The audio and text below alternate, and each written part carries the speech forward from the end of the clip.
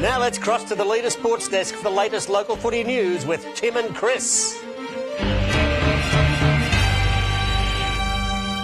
Thanks guys, it's still early in the season in most competitions, but we're starting to get an idea of who the contenders will be in 2015 across Melbourne.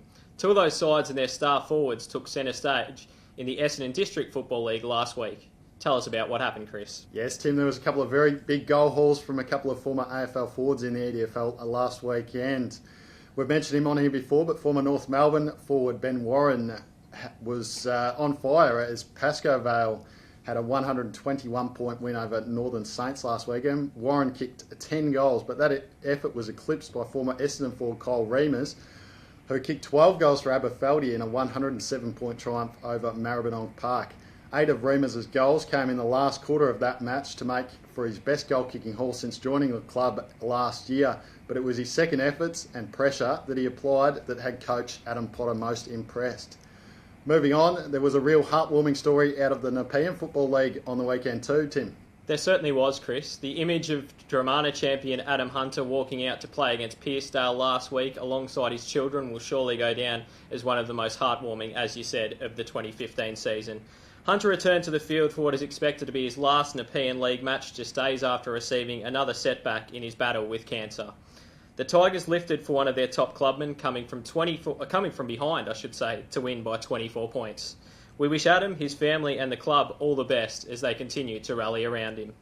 Switching our focus to the real District Football League, tell us about how last year's premiers silenced any doubters they may have, Chris. Yes, well, Romsey went undefeated last year to take home the RDFL Premiership, but few thought that they would be able to go back-to-back this season after losing about a dozen Premiership players over the summer.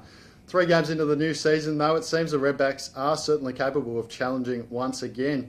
In their grand final rematch against Diggers Rest last weekend, Romsey won by 23 points, and coach Dean Helmans believes his side will only get better in coming weeks.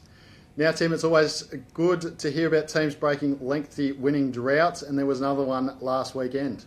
That's right, Chris. We wouldn't be surprised if they're still singing the song down at South Mornington after the Victorian Amateur Football Association Division 4 club broke through for its first win in almost 2 years.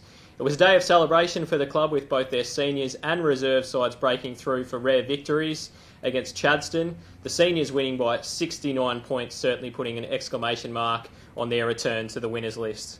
The celebrations are set to continue this weekend down at South Mornington when Jimmy Dowsett breaks Greg Pullen's club's games record. Now, we've already mentioned a couple of former AFL forwards who kicked big bags of goals last weekend, but here's another one, this time from the Eastern Football League. Former Hawthorn and North Melbourne big man Nathan Thompson put on a clinic to kick 9 goals for Doncaster as the Sharks celebrated a 163-point win over East Burwood in that match. That was actually Doncaster's 1,000th match in their history, so it was a great day for all involved there, Tim. If there's a champion club person you think should be recognised through our Leader Sports Star program, make sure you let us know about them. Head to heraldsun.com.au/leader/sportstar to nominate the people that make your club tick. That's about all from us for another week. Remember to keep an eye on localfooty.com.au for all the latest throughout 2015. Give us a like on Facebook, follow us on Twitter, and look out for your local Leader newspaper in the mailbox each week. We'll see you again next week.